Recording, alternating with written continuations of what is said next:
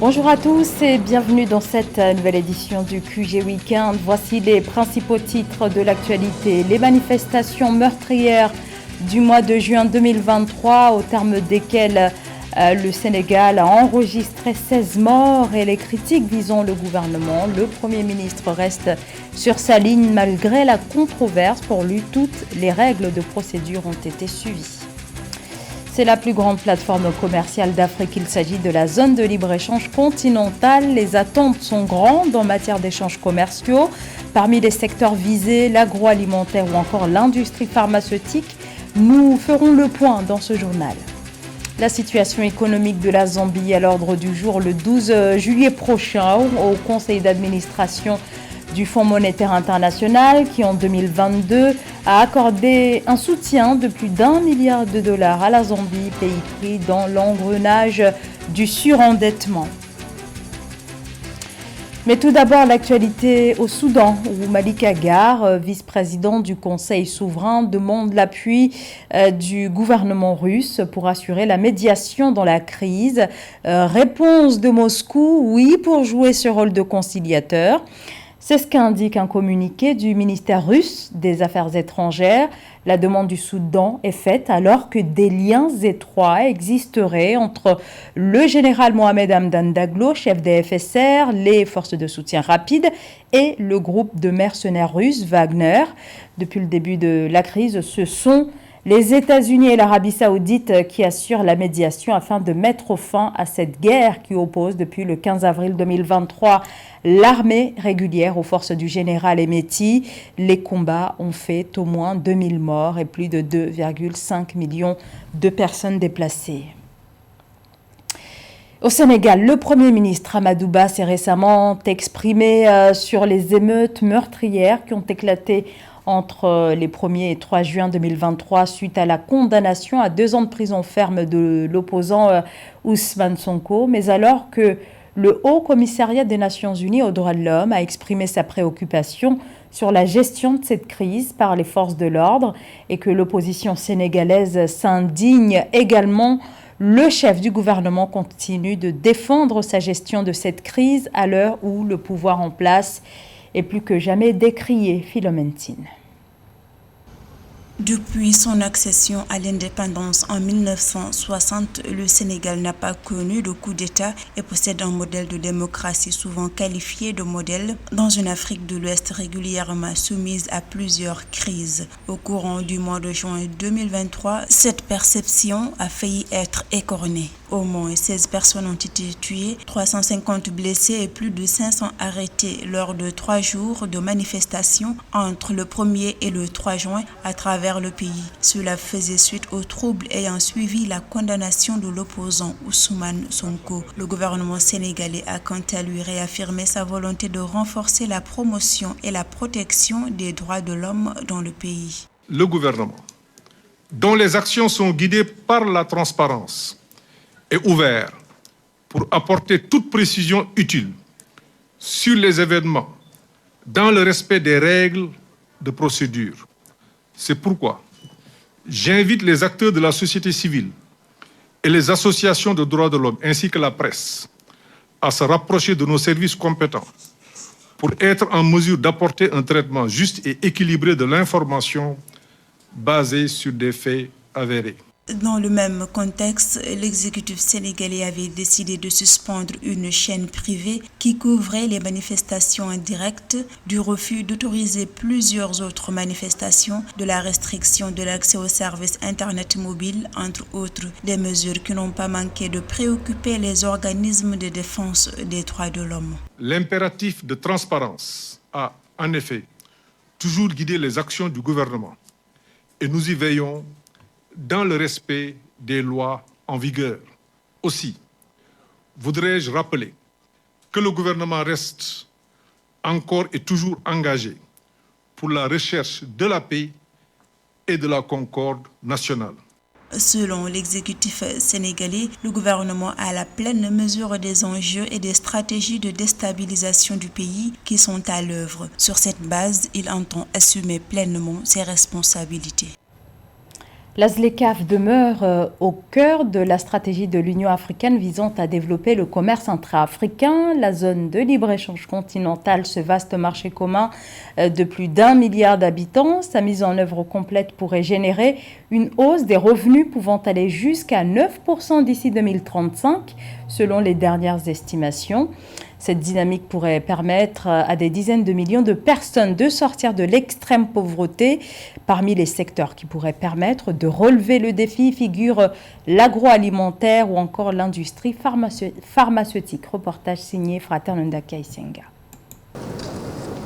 C'est l'un des accords les plus impactants. L'accord sur la zone de libre-échange continentale africaine, la ZLECAf. Sa mise en œuvre va se focaliser sur 4 secteurs prioritaires, à savoir l'agroalimentaire, l'automobile, les produits pharmaceutiques, le transport et la logistique. Des secteurs qui, une fois développés, vont propulser l'économie du continent et la vie des Africains. Et pour bien comprendre, voici comment se présentent les chiffres. In the year 2019, we imported $16 billion En 2019, nous avons importé des produits pharmaceutiques d'une valeur de 16 milliards de dollars. Cela signifie que nous avons renoncé à 16 milliards de dollars d'emplois et d'innovation. Si nous disposons d'une stratégie de substitution des importations bien adaptée, nous pourrons alors stimuler le commerce intra-africain. De même, dans le domaine de l'agriculture, l'Afrique importe l'équivalent de 54 milliards de dollars de denrées alimentaires, ce qui fait de nous des importateurs nets de denrées alimentaires. Et pourtant, nous avons des produits agricoles et un potentiel énorme pour une industrie agroalimentaire robuste. En 2050, le PIB de l'Afrique devrait représenter 16 000 milliards de dollars américains par rapport à 3 400 milliards de dollars actuellement. Une personne sur 4 au monde sera africain. Des données très parlantes selon les experts. The population of Africa presents in and of itself an opportunity. La population de l'Afrique représente en soi une grosse opportunité pour les investisseurs et pour le secteur privé en Afrique. À ce moment-là, ce sera le marché le plus dynamique du monde. Nous devons donc nous y préparer dès aujourd'hui. So we have to prepare for tomorrow today. L'Union africaine a désigné 2023 comme l'année de la ZLECAf. En collaboration avec le secrétariat de la ZLECAf et les États participants, elle fait avancer des initiatives visant à accélérer la mise en œuvre de l'accord. Et selon les responsables, tout semble bien fonctionner et très vite, malgré les situations difficiles que vit le monde, et notamment le continent africain. Le conseil d'administration du Fonds monétaire international se réunira le 12 juillet prochain, réunion consacré au premier examen de son programme de facilité élargie de crédit en faveur de la Zambie. Ce programme validé en 2022 porte sur 1,3 milliard de dollars et entre dans le cadre d'un accord passé avec les créanciers pour restructurer la dette colossale qui a fait sombrer l'économie de ce pays d'Afrique australe. Marie-Raphaël Antolo. Le conseil d'administration du Fonds monétaire international se réunira le 12 juillet pour achever le premier examen de son programme de facilité de fonds étendus de 1,3 milliard de dollars pour la Zambie. Une fois ces fonds à disposition du pays, ils lui permettront de relancer son économie via des secteurs tels que l'énergie renouvelable ou encore l'agriculture. Vous savez, l'assurance est de procéder avec des programmes de soutien financier. Comme nous avons procédé l'année dernière, nous sommes allés de l'avant et avons soumis au Conseil les études menées. Maintenant, nous avons la première révision qui est en cours. Il y a d'ailleurs eu un engagement pour en venir à des solutions claires en ce qui concerne l'établissement des termes pour la restructuration dont la Zambie a besoin. D'après une indication du ministre zambien des Finances Situmbuke Musokotoane, l'incertitude créée par le long processus de restructuration a exercé une pression sur la monnaie zambienne et a rendu difficile l'attraction d'investissements étrangers indispensables pour le pays. La Zambie a en effet pu structurer environ 12,8 milliards de dollars de dette extérieure à l'issue des accords signés le 22 juin avec ses créanciers en marge du sommet pour un nouveau pacte financier à Paris. L'accord prévoit notamment d'importantes extensions d'échéance et une réduction des taux d'intérêt, a précisé le gouvernement zambien dans un communiqué.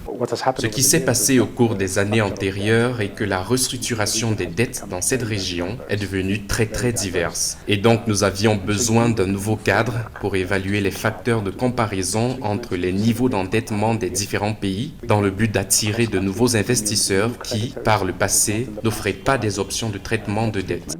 Rappelons qu'en début avril 2023, le Fonds monétaire international avait déclaré que le versement de 188 millions de dollars d'un prêt de soutien de 1,3 milliard de dollars à la Zambie dépendait de la conclusion par le gouvernement d'un accord avec ses créanciers dont la Chine et la France. Le pays aura ainsi accès à environ 188 millions de dollars une fois l'examen terminé. Son économie repose encore essentiellement sur l'exploitation pétrolière. Il s'agit de l'économie angolaise, dont la structure est en quête de diversification. Ce territoire est pourtant l'un des pays d'Afrique les mieux dotés en ressources naturelles. Alors, pour soutenir les efforts visant à diversifier son économie, le gouvernement angolais reçoit l'appui de la Banque mondiale. Joël Ballot.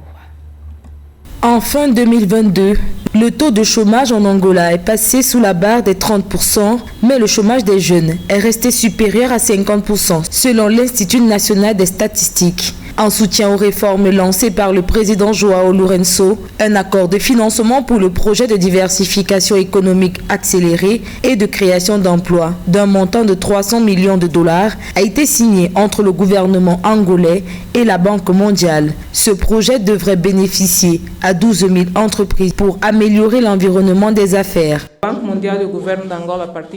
La Banque mondiale et le gouvernement angolais partagent le même avis concernant l'importance de la diversification économique, l'importance de trouver des modes de financement alternatifs des infrastructures, l'importance de la création d'emplois et par conséquent de l'amélioration des conditions de vie des citoyens. En Angola, le commerce représente environ 60% du PIB. En pariant sur le secteur privé, le gouvernement et la Banque mondiale souhaitent améliorer l'environnement réglementaire et institutionnel du commerce, l'entrée et les opérations des entreprises et des services financiers. Le projet permettra de l'investissement privé dans des secteurs non pétroliers contribuant à la création d'emplois directs et indirects. L'Angola pourra devenir une puissance agro-industrielle et développer d'autres secteurs comme les services technologiques qui peuvent générer des emplois dans les centres urbains. En 2022, l'économie angolaise a continué à se remettre de la crise provoquée par la pandémie, soutenue par le secteur agricole. Avec l'implication du secteur privé, la diversification de l'économie aux activités génératrices de revenus et d'emplois massifs pour la population, en particulier pour les jeunes, reste l'un des défis majeurs à relever. Difficile de vivre avec une pathologie chronique qui bien souvent rythme le quotidien. Au Bénin, certaines structures comme l'ONG Vie et Solidarité expérimentent ce que l'on appelle l'art-thérapie, une méthode qui utilise la création artistique à des fins psychothérapeutiques, avec la thérapie par l'art à travers la danse, la musique ou la peinture. Certains trouvent un moyen de s'exprimer. Reportage Leftionou. David Adebayo et ses camarades sont des pensionnaires du centre d'art-thérapie de l'ONG Vie et Solidarité situé à Tokpota, à Porto-Novo, la capitale politique du Bénin. Après 2 ans d'accompagnement, 8 personnes en situation de handicap, notamment David, se sont stabilisées au sein de la cellule thérapeutique. Elles ont progressé et ont réussi à prouver leur talent à travers la cellule artistique instaurée par les professionnels bénévoles du centre d'art-thérapie. David et ses compagnons ont retrouvé l'estime d'eux-mêmes grâce à l'art. Ils ont révélé leur perception de la vie dans le cadre du vernissage dénommé Le Temps est venu à l'Institut français de Cotonou.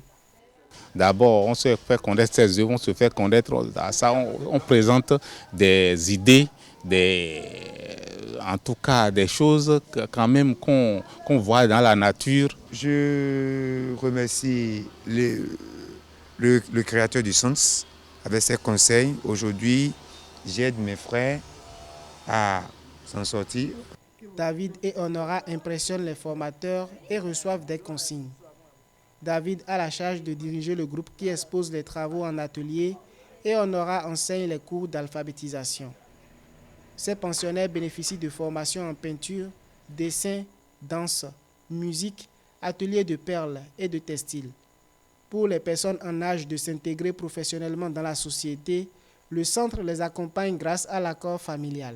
Actuellement, ils sont une vingtaine et les résultats sont probants. Les changements sont là, l'amélioration est là et les familles voient. Ces personnes que l'on appelle différentes, tout simplement parce qu'elles sont hors normes en fait, on peut se poser la question si ce n'est pas plutôt les normes qui nous étouffent dans la société et que ce sont eux qui sont dans le juste. Le centre d'art-thérapie de l'ONG Vie et Solidarité, fondé en 2017 par l'artiste photographe Louis Okeagbo, a été labellisé par le ministère de la Santé. Selon les responsables du centre, en janvier 2023, le ministre de la Santé Benjamin Hunkpati a approuvé les bienfaits de l'art-thérapie. Une dizaine de tableaux de 16 artistes ont été sélectionnés pour la Biennale de Lyon, où 120 artistes vont exposer sur 36 sites. Après la Biennale de Lyon, ces œuvres partiront à Shanghai, Madagascar et Dakar. C'était le journal de la rédaction. Merci de votre fidélité. L'information continue sur Africa 24.